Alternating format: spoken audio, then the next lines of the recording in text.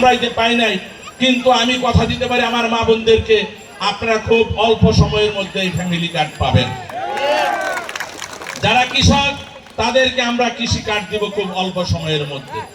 যারা দরিদ্র, অতি দরিদ্র, মধ্যবিত্ত, তাদের শেষ হওয়ার পরে তারপরে অন্যরা পাবে। কিন্তু এইটা কোন রাজনৈতিক দলের নেতা কর্মীর জন্য আমাদের মাননীয় প্রধানমন্ত্রী নির্বাচন করেন নাই, এটা বাংলাদেশের জনগণের জন্য করেছেন।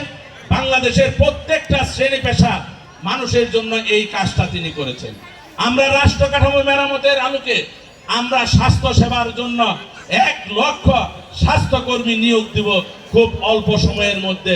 এটা হচ্ছে আমাদের মাননীয় প্রধানমন্ত্রীর অঙ্গীকার। আমরা আপনাদেরকে বলতে পারি, আমরা যত মসজিদ, মাদ্রাসা, কবরস্থান করব, আমি আপনাদেরকে বলে দিতে চাই, আপনারা কোনোভাবেই কাউকে কোনোভাবেই 10টা পয়সা দিবেন না, 1 কাপ চাও খাওয়াবেন না। যে জায়গায় রাস্তাঘাট করা দরকার, যে জায়গায় মসজিদ, মাদ্রাসা, কবরস্থান, শ্মশানঘাট, মন্দির থেকে শুরু করে যত ধরনের কাজ আসবে, প্রত্যেকটা কাজ আমি আপনাদের সন্তান হিসেবে, ভাই হিসেবে আমি আপনাদেরকে বিনামূল্যে, বিনা শর্তে আমি নিজে সশরীরে এসে আমি আপনাদের উপস্থিত হয়ে আমি সেবা গ্রহণ করব। আমি আপনাদের সেবা দিতে প্রস্তুত। আমি কোনোভাবেই চাই না কোন দালাল, কোন মুনাফেক কেউ কবরস্থানের টাকা, মসজিদের টাকা কোনোভাবেই লুটপাট করবে, সেটা আমি কোনোভাবেই বরদাস্ত করতে পারবো না।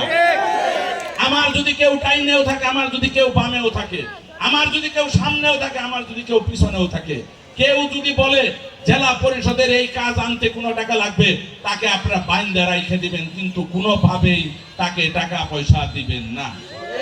আমি চাই জেলা পরিষদের প্রত্যেকটা টাকার মালিক এই ঢাকা জেলার প্রত্যেকটা জনগণ, এই এলাকার সম্পত্তির মালিক হচ্ছে এই এলাকার জনগণ। আমি বদনাম করতে চাই না। এই ধামরাইতে আপনাদের এই আমলিগের পিরিয়ডে 15.5 বছরে মসজিদের নাম করে 3.5 কোটি টাকা যদি কোনো এমপি লুটপাট করে খেয়ে থাকে, তাহলে আমরা জনপ্রতিনিধির উপরে কি পরিমাণ আস্থা বা বিশ্বাস রাখতে পারি?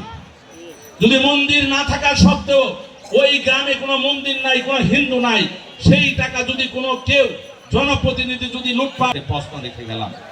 আমরা যদি কোনো এমপির নামে যদি দেখি এই কাউলি পাড়ার মধ্যে জমি লিজ নেওয়া থাকে, কিন্তু সে টাকা পরিশোধ করে নাই, তাহলে আমরা সেই জনপ্রতিনিধিকে আমরা কিভাবে চিহ্নিত করতে পারি? আপনাদের কাছে আমি বিচার রেখে গেলাম।